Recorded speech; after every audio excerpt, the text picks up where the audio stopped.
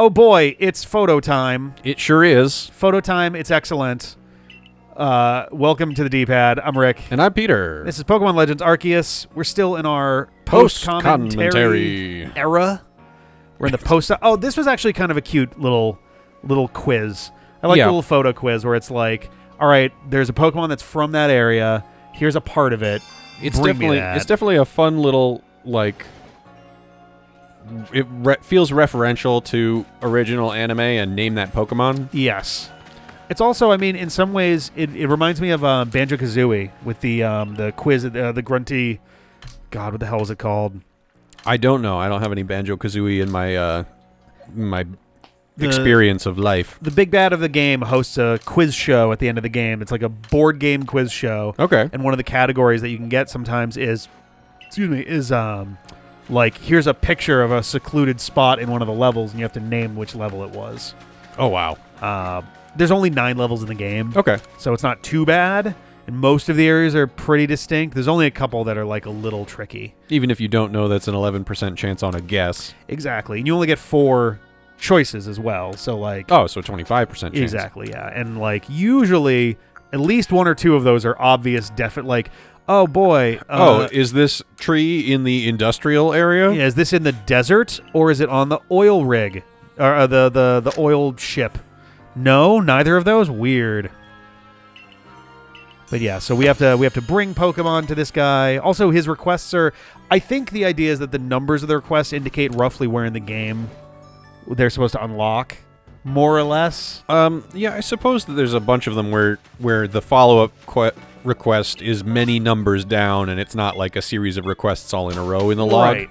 Also, I'm realizing I'm very stupid. There was a mass outbreak of Gligar. I probably should have just gone to check it out to try to catch a wild Gliscor, because there is at least a little chance.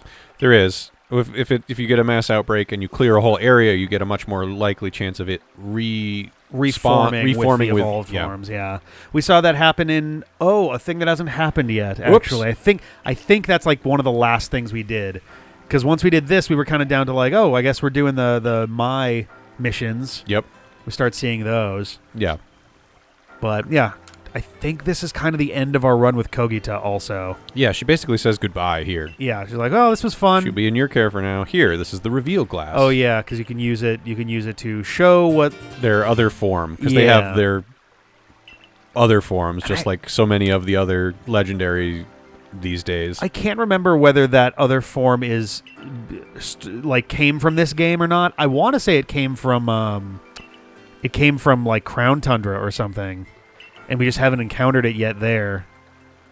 I am working on trying to get Ben up here to finish that out. In the worst case, I'm wondering if I could steal his time for a Discord call. I could stream the thing to him, and we could do that. Yeah.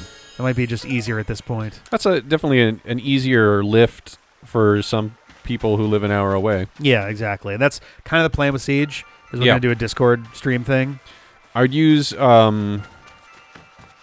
There's a great that does its own time syncing externally. Oh, yeah. An app, like an add-in app that you can use in Discord, but then you also need to use an outside one if you want to get a high-def recording and not just the Discord feed. Yeah.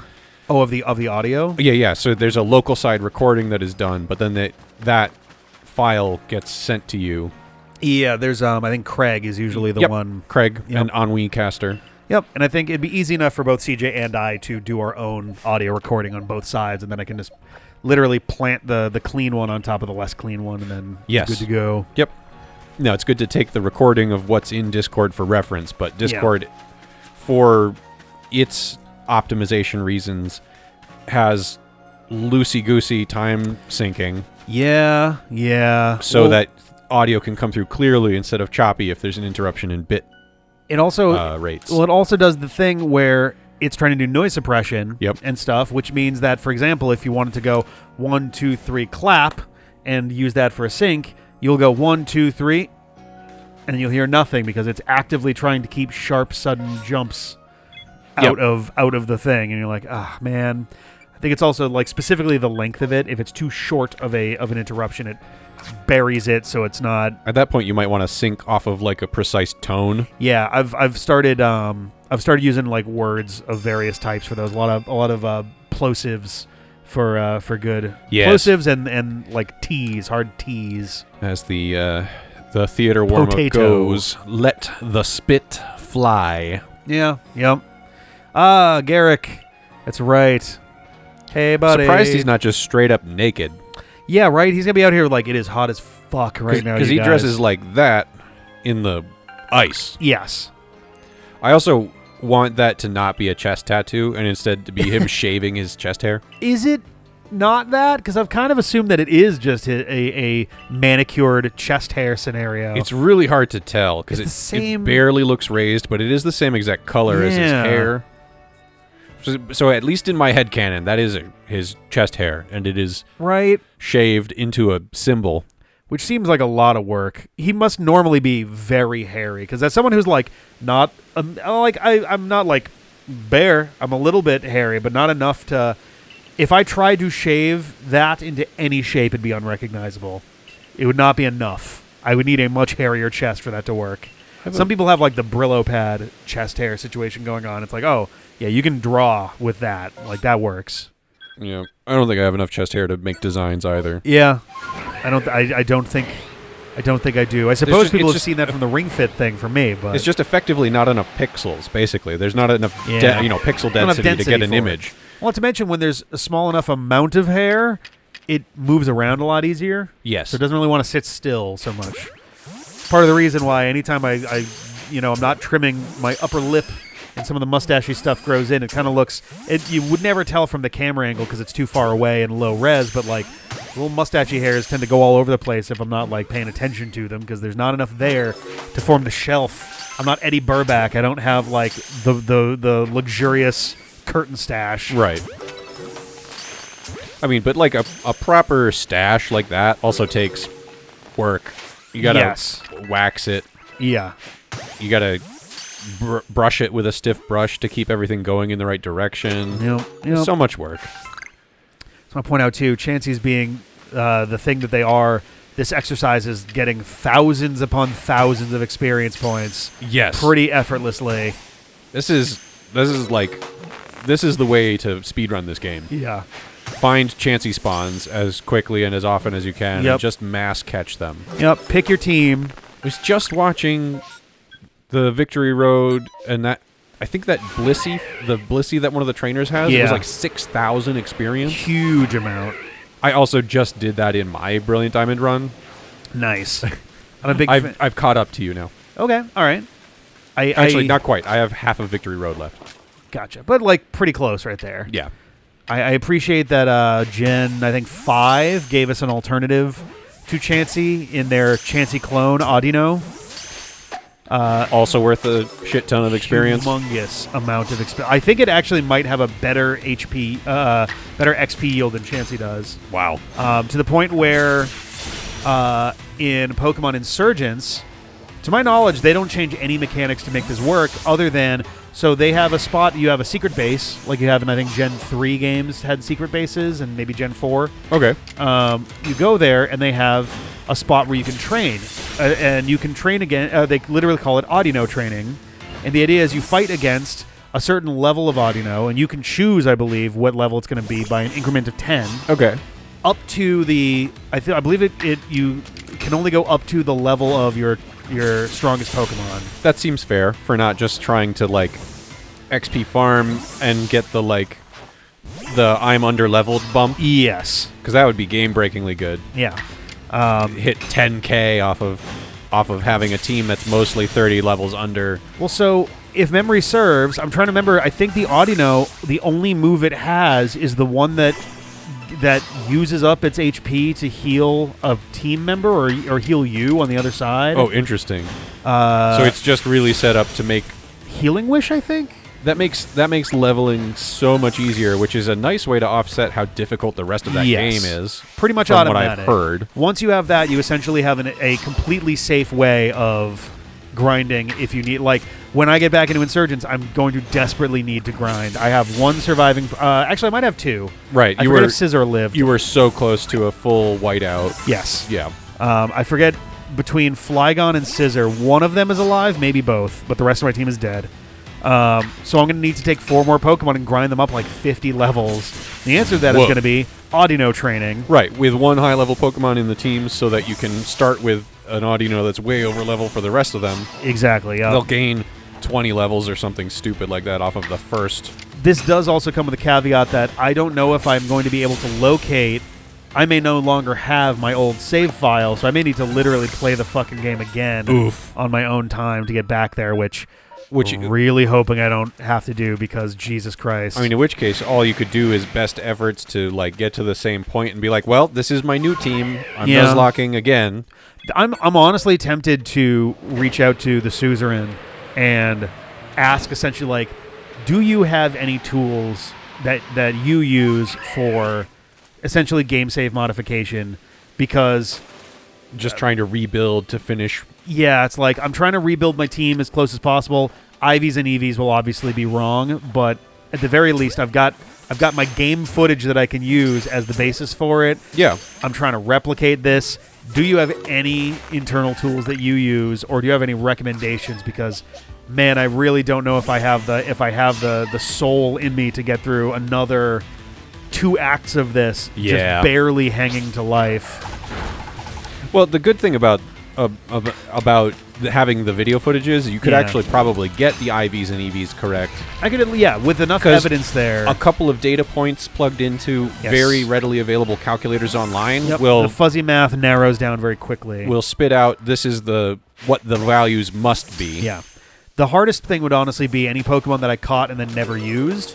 Well, at that one would have no effort values. So that's 0 effort values, which makes that easy. Then you just punch it in and say it has no EVs, and so what are its IVs? Yeah. And it'll go, here are the IVs that it could have. If it's low level, then it gives you a range. If it's high enough level, then it'll just know. Yeah, I guess that's true. If it's a range, honestly, I'll just take it at the centerest range spot I can. I'll just assume that everybody's very average based off of that. It's like, I'll live with that as opposed to like, I'm not going to be like, oh, the top of the range is this, so I'm taking that. And it's like, nah, I'll just go with an average. It'll just be easier. Yeah. Or, worst case scenario, just sort of do the equivalent of picking the standard array when you're building a character in 5e. Yep. Yeah. Just like, all right, here's the usual. We'll go with that. Here's the distribution of good to bad stats for an average character. Yep. Let's give it that. And before anybody suggests it, also, my understanding is that PK Hex does not work with Pokemon Insurgents. It does not recognize Pokemon fan games like that. Right. It will recognize modded Pokemon games, but Insurgents is not a modded Pokemon game. It is done...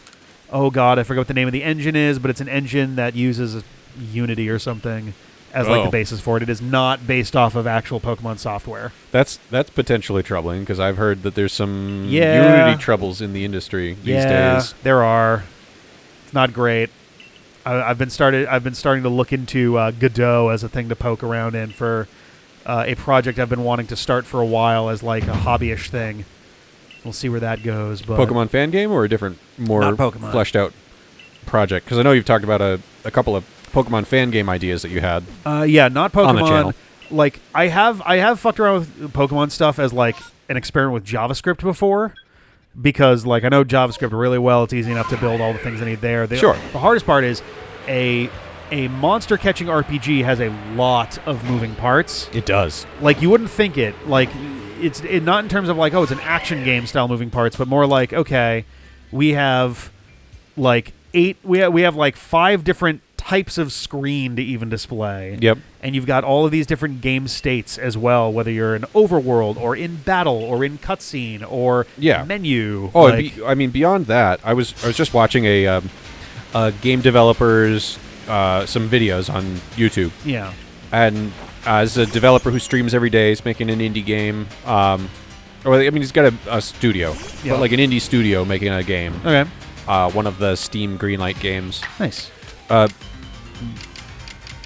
He's making an RPG, and it's been in development for like 4 years because a lot of the stuff that you produce for an RPG is one-off. It's the information for a cutscene. Yeah. And none of that is reusable. Or hell, even an enemy can take a while because you got to tune that stuff in. In an action game, you write a framework for how you shoot stuff. Yeah. that is 1,000,000 times more effective. Yep, it's the main way that the game works. Right. You know, you have your make bullet and then test collision, and then you can recycle that framework for all of the guns. Yep, and just like little tweaks here and there. With a cutscene, you've got actors, you've got camera stuff if it's in 3D. Honestly, even in 2D, you're even in 2D you need to sort of set your positions. You know, have them move following a script as opposed to just following the normal like simple AI for how the character. You know, like this character walks around behind me. Yeah. But like, like. Honestly, one of the more challenging things that I was working on early on into some of my Pokemon futzing was text boxes. Yeah. Actually getting those to work like they do in games in general is like, there's a lot of steps involved. Like, one is getting your line returns, your carriage returns to work the way you want them to. Having a way to symbolically in a text box make it so that you can control them so that they make sense. Whittling down and figuring out exactly how many characters you can even use in the first place is a big part of it. Yep. Deciding on your font so that you can learn what is your limit better is good. Or, you know, having it test each line size. You might have to go through every text box, basically. Doing, if you're going to do any kind of text scroll whatsoever, not like vertical, horizontal, like Pokemon right here. You see, like, the text gets there character by character very quickly, but it's still character by character for not this, but like when it does, somebody talking. Akimbo did blah, yeah. Yeah, and you can hold down a button for it to go faster, which needs to be its own thing, too. You should have that. If you have scrolling text, you should have a way for people to make it go faster. Yep. Or skip it. So there's just a ton of steps involved. Like, for what is the most basic elements of an RPG is like, okay, every cutscene you have is going to involve a text box, so this has to work for you to be able to do something with it. Akimbo, no! I am in no way stressed for this battle at this point because I think we're down to one of his, so... Yeah. No, Ray is a great rival. Yeah. As we one-shot his starter. Right, and he had the type advantage. Although I guess that's one of the situations. Because Oshawott is the starter. Oh, that's right. No, that's one of the future starters. Yes, but like he had potentially type advantage there technically, in one direction. If he was using. Oh no, you had it. That's no, right. Yeah, I had type advantage on both those because fighting is good against steel. Grass is good against water. Grass is good against water. But grass, I think, is resisted by steel. Yep. So grass was neutral, I think. But also, I believe that Empoleon had, or was that a Prinplup? I didn't actually get a good look at it. It had an ice move, so that would have been a problem for at least the grass part. I actually don't know I don't think fighting resists ice. I love, too, by the way, that this whole chunk is everybody has their own theories on the massive mass outbreaks, and everybody's got, like, 10% of it figured out. Yeah. And no one is allowed to be inaccurate in their guess. Everyone is technically correct. They're just a very small correct out of the whole picture. Well, that's fair. It's interesting. I think that they did a pretty good job of writing this game, of putting together, like, discovery beats for the characters inside for a young audience. Like, it's definitely super simple for genius adults. Not gonna like brag. We are the about smartest YouTube channel. So everybody watch the fuck out. Yeah, watch out. Watch out. Because we'll be behind you because we've already tracked your IP with our big brains. We're on you. We're behind you and on you. One is literal, one is figurative. It's up to you to figure out which one, though. Yeah. Hopefully you can figure it out. I hope so. Use your big brains. You got big brains. Yeah. Use them. But, like, you know, it's what is Jeff's and John's favorite thing to say about the Pokemon games? Is they're a game for babies.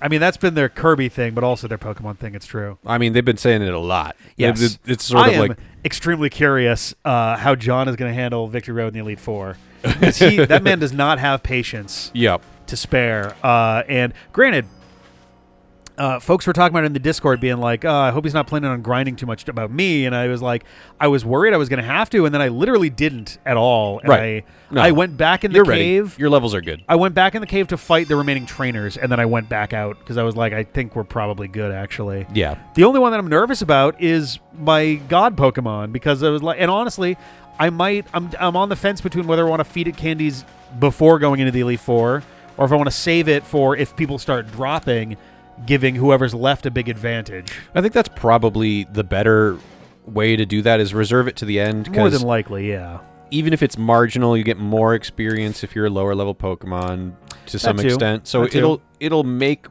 more experience during the Elite Four fights. This is me panicking as to whether I have a Duskull. If you there it is. If you let it be lower level during those fights, it'll gain more. Yes. Then you would need less candies to get it where it's going to be potentially. Exactly. I mean, the big problem with that whole sentiment is that rare candies are to a level, not an amount of experience. Yeah. Although I think one of the few updates for Brilliant Diamond Shining Pearl, I think that experience candies exist as well. I got to double check on that. They exist here. They exist in Scarlet and Violet. I forget if they exist in Brilliant Diamond Shining Pearl. Granted, I think they also might have existed in Let's Go Pikachu and Eevee too. So yeah, I think they do. So that does give you another option for getting up to a level without having to waste a rare candy on it and then using a rare candy for a whole level. Exactly. Yep.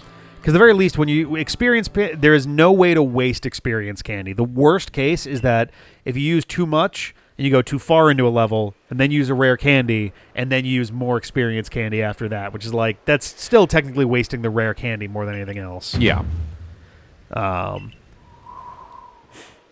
Yes. This one. Yeah. This is an interesting section in this whole My Quest. Yep. Like, I did kind of notice at the time, I was like, that's an unusual, like, little moment we just had together. That was weird. Like, that dialogue felt a little off for Mai. Yeah, which is nice because they had set up a voice and a personality for Mai across the previous encounters that you've had with her. Yep. And so you had an expected interaction and it was atypical. Yes, and I was kind of like, oh, that's weird.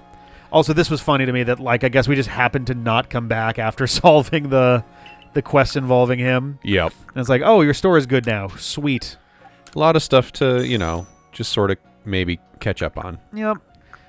I do appreciate that max revives are available for purchase, even though they're quite expensive. Yeah, but they're available for purchase, which is a rarity in a Pokemon game. Extremely. Let me out. There we go. Stuck forever, sorry. Yeah, that was a mild shocker at the time, too. It's just like, are we in trouble? We are. We are, in fact. You could have just ported to one of the fast travel points. Too. I wasn't even thinking of that. I was going to say, if we save and quit, I believe you spawn... Actually, no, I think you do spawn in place. Uh-huh. Yeah, Pokemon, spawn in place, I believe. That's a common thing for Pokemon. They basically literally store your coordinates to spawn you in on a new game. Or not a new game, on like a new play session. Yep.